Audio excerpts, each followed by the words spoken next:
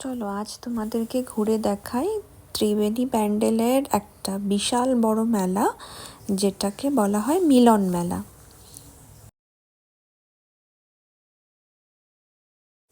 প্রত্যেক বছর হরেক রকমের জিনিস নিয়ে এই মেলা বসে।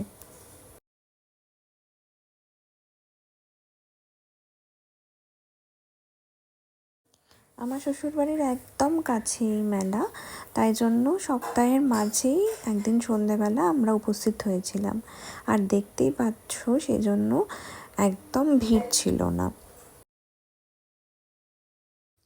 কিন্তু যত দিন যায় তত এই মেলায় পা রাখা দায় হয়ে পড়ে, এত লোকের সমাগম হয়।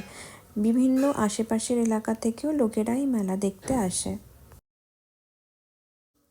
আমরা এখানে এই ঘর সাজানোর জন্য কিছু ফুল দেখছিলাম।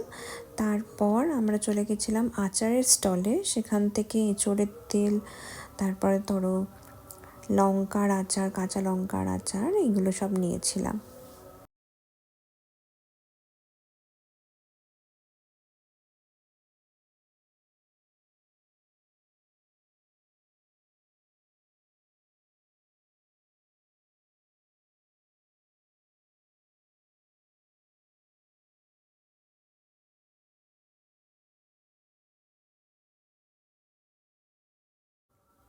শেষে একটুখানি এই বল দিয়ে গ্লাস ফেলা একটা খেলা ছিল, সেটা খেলে একটু টুকিটাকি খাওয়া দাওয়া করে বাড়ি চলে এলাম।